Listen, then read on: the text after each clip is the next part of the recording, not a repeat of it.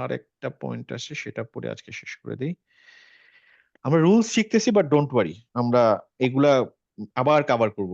কেউ এটা ভাববেন না যে আমরা এটা করে শেষ করে দিলাম আর কোনোদিন আসবো না, তা না। আমরা যখন আবার রিডিং পড়বো, তখন যখন আমাদের ভুল হবে, তখন আমরা আবার স্লাইডে ফিরে আসবো, এসে দেখাবো যে এই স্লাইডে এই জায়গায় এটা আমরা শিখছি।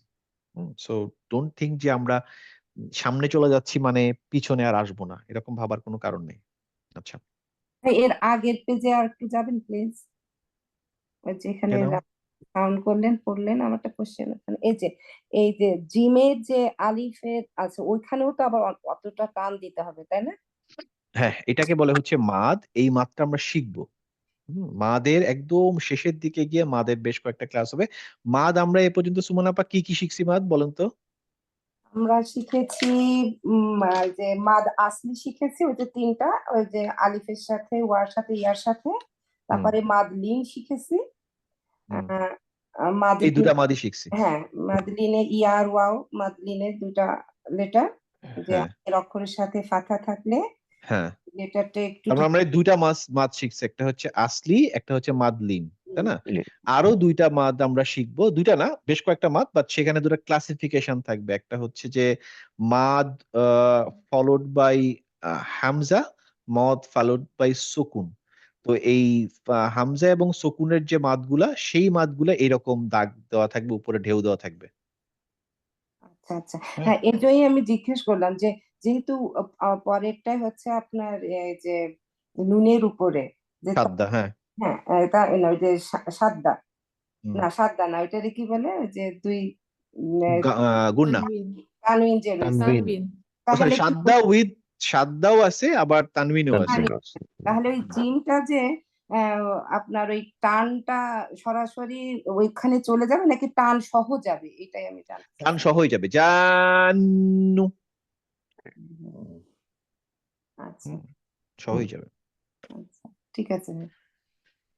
আচ্ছা, তাহলে আমরা নেক্সট আসি হচ্ছে স্কিপিং লেটার্স, মানে আমরা কিছু অক্ষর স্কিপ করব। হ্যাঁ, স্কিপ করব। এবং সেটা অনেক সময় আমরা ভাবতে পারি যে আমরা এখানে পড়বো কি পড়বো না। আবার সেম এখানে এটা এরকম একটা জিনিস যে সিচুয়েশনটা আপনাদের আসবে, হঠাৎ করে আসবে। দেখেন হয়তো একটা সূরাতে, এখানে 18 নম্বর সূরাতে আপনি পেলেন, পরের সূরাতে হয়তো পাবেন না। তো যখন পাবেন তখন আপনারা ফিরে এসে রুলস গুলো দেখবেন যে হ্যাঁ ভাইয়া একবার বলছিল যে স্কিপিং রুলস বলে কিছু জিনিস আছে। তো সেটা কি দেখেন এখানে, আপনারা মোটামুটি যতটুকু পড়তে পারবেন সেখান দিয়ে আপনারা পড়তে পারবেন। দেখেন এটা হচ্ছে এটা মিমের উপরে সাদ্দা আছে, এখানে আপাতত সাদ্দাটা বাদ দিয়ে পড়বেন যেহেতু সেন্টেন্স শুরু হচ্ছে। তাহলে মা আশহা, দালের উপরে কি, দালের উপরে কি আছে? সুকুন, ফাথা, কাসরা, দাম্মা কি আছে এখানে? সুকুন। সুকুন। তার মানে আমি যদি এই পর্যন্ত পড়ি, তাহলে যে কোনো একজন আমাকে কে বলতে পারবেন? আহ মুস্তাফিজ ভাইয়ের সাথে আজকে কথাই বলতে পারলাম না।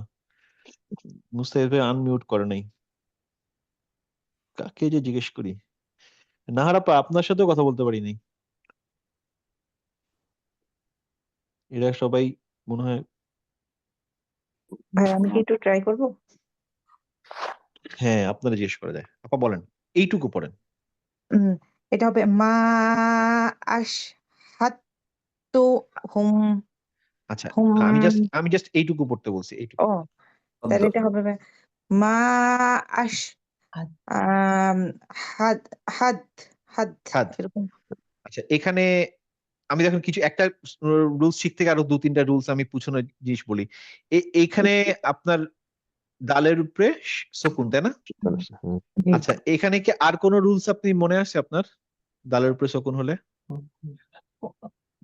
দালের উপর সুকুন হইলে কি ভাই ওই যে ইয়েটাতে যাবে, উম, তানবিনের ওইটাতে না, তানবিনের ওইটাতে যাবে না, সাদ্দার ওইটাতে যাবে ভাই নাকি? এই পর্যন্ত বাদ দেন, এই পার্টটুকু আপনি দেখেন নাই, এটা ভুলে যান। আচ্ছা আচ্ছা, শুধু এই বক্সটা চিন্তা করেন।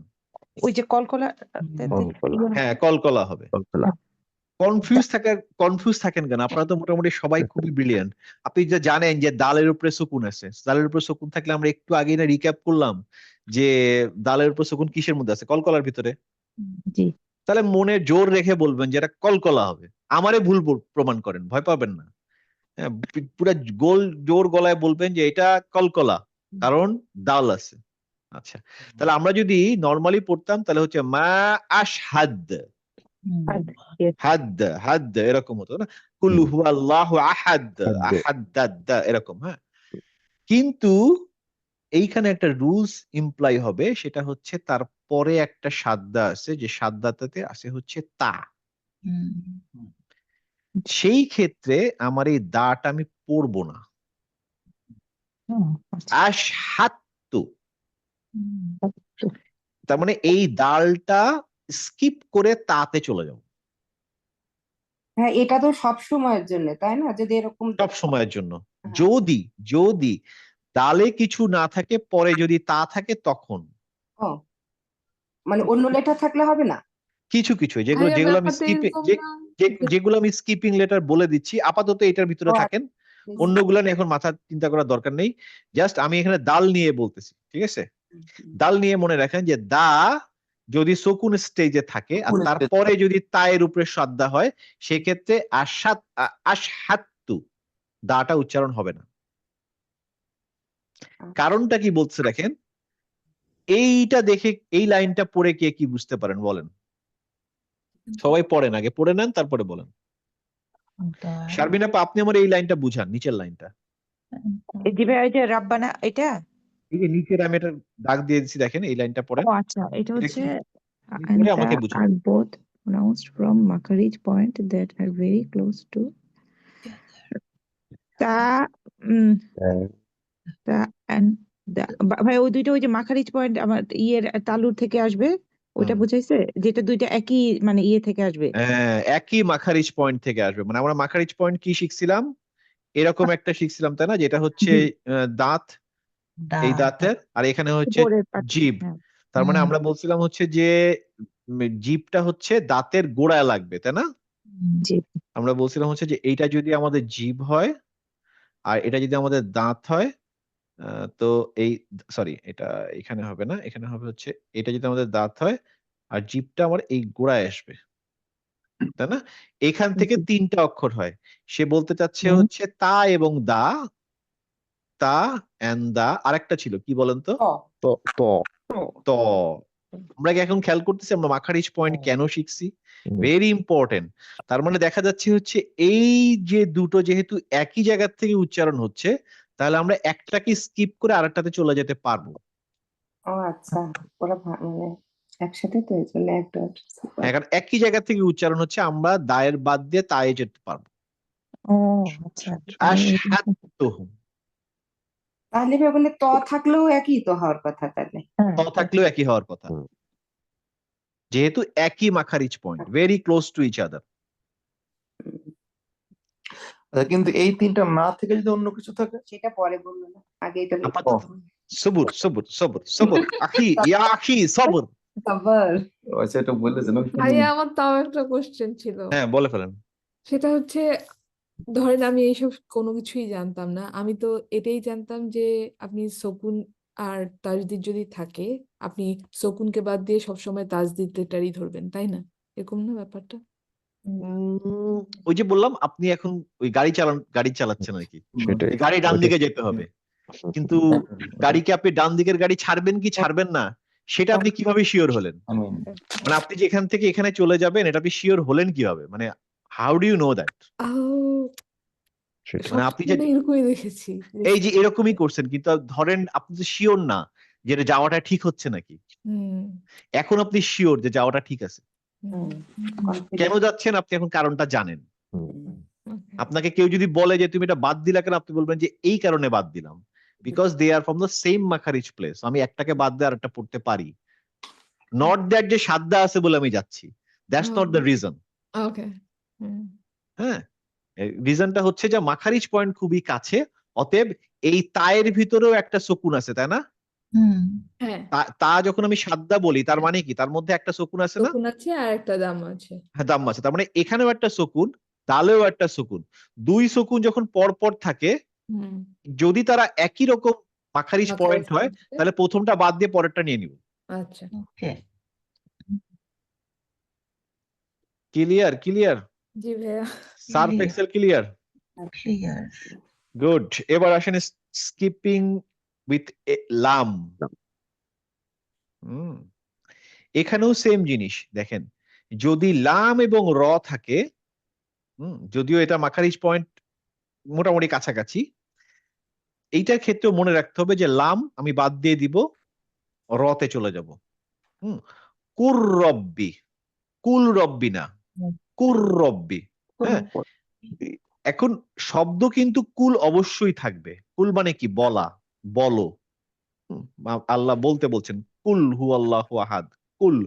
এই কুল, কুল মানে হচ্ছে বলা, তার মানে শব্দ কিন্তু কুল ঠিকই থাকবে, কিন্তু আমরা যখন পড়তে যাব তখন এই লামটাকে পড়বো না। তার মানে এই নয় যে নতুন শব্দ উচ্চারণ আমরা করতেছি, আমরা আসলে কুর রব্বি বলতেছি, বলো তোমার প্রভুর নামে।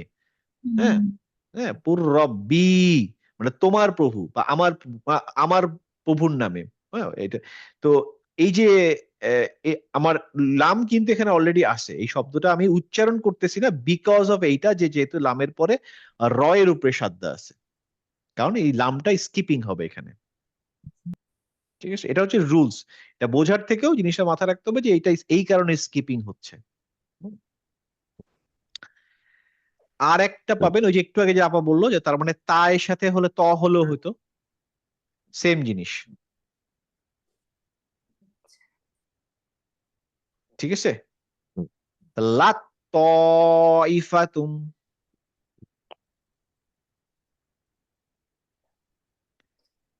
ক্লিয়ার? ক্লিয়ার, আচ্ছা। তুহিন ভাই, জি, এইখানে কি একটা রুলস আছে এই অক্ষরটার মধ্যে যেটা আমি হাইলাইট করে দিলাম সবার জন্য? আমি শুধু তুহিন ভাইকে জিজ্ঞেস করছি, বাকিরাও মোটামুটি বুঝে যাবেন। ইফাতুম মিন। কি রুলস আছে এখানে? এটা হচ্ছে এই যে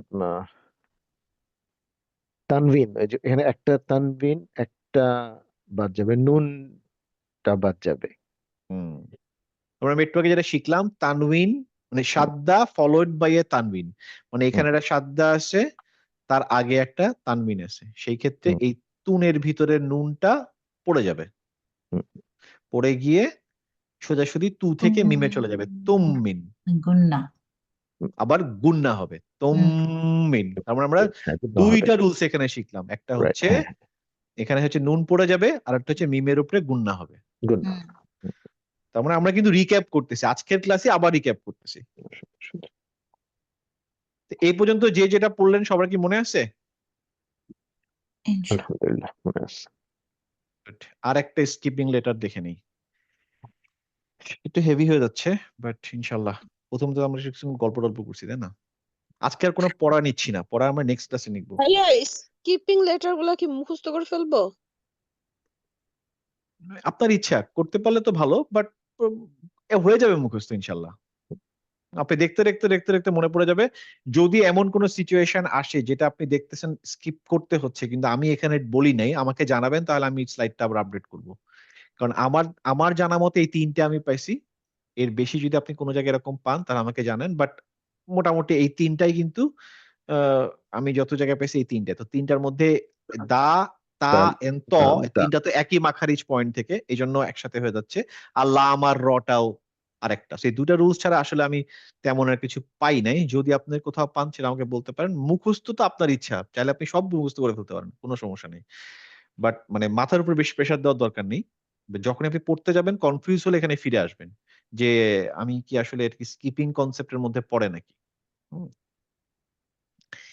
লাস্ট একটা স্কিপিং বাকি আছে, দেখেন এখানে কি বলা আছে, সেটা হচ্ছে যে আহ, বা সিন কাসরা বিস, বা সিন বিস, সিন আলিফ ফাথা সা, বি সা, তারপরে হচ্ছে হা কাসরা হি, র ফাথা র, তি কাসরা তি। এখানে দেখেন এই যে লামটা, এখানে কি হচ্ছে, হামজাতুল ওয়াসিল এন্ড লাম আর স্কিপড। এখানে দুইটা জিনিস স্কিপ হয়েছে, লাম তো স্কিপ্ট হয়েছেই, আবার হামজাতুল ওয়াসিলও স্কিপ্ট হয়েছে। হুম, তার মানে হচ্ছে এরকম সিচুয়েশন আসতে পারে যেখানে আমি দুইটা স্কিপ করতেছি, তার মধ্যে একটা হামজাতুল ওয়াসিল আছে। হুম। তার মানে একটু আগে আমরা যেটা দেখলাম স্কিপিং করলাম একটা একটা করে, তাই না? এটা স্কিপ করছি। তার আগেরটাতে শুধুমাত্র এটা স্কিপ করছি। এখানে শুধুমাত্র লাম স্কিপ করছি। এখানে বলতে চাচ্ছে যে সে দুইটা স্কিপ করতে পারি, হামজাতুল ওয়াসিল স্কিপ করতে পারি, লামও স্কিপ করতে পারি।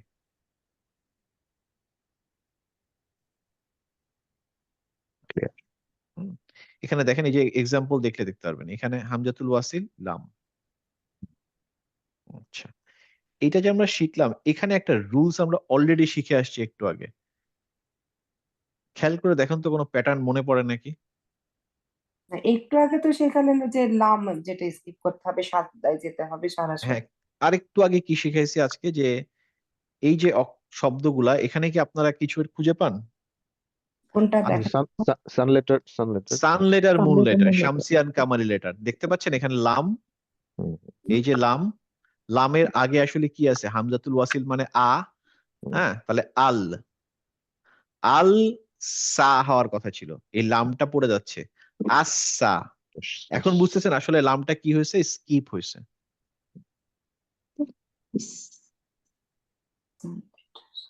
হুম, বুঝা গেছে এখন?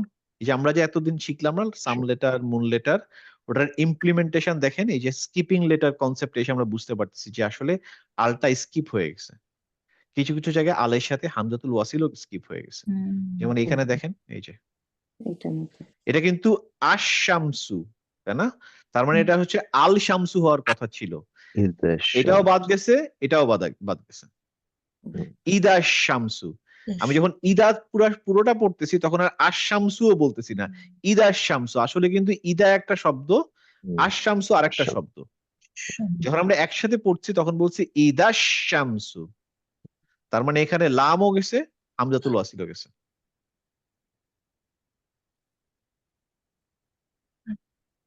এই স্কিপিং লেটারটা আমাদের জানা দরকার এই কারণে যে আমরা অনেক সময় এরকম দেখলে ভাববো যে কোনটা বাদ দিচ্ছি, আদৌ কি ভুল হচ্ছে নাকি। আমরা অনেক সময় ভাবতে পারি ইদা, আল, শামসু, মানে উই গেট কনফিউজ।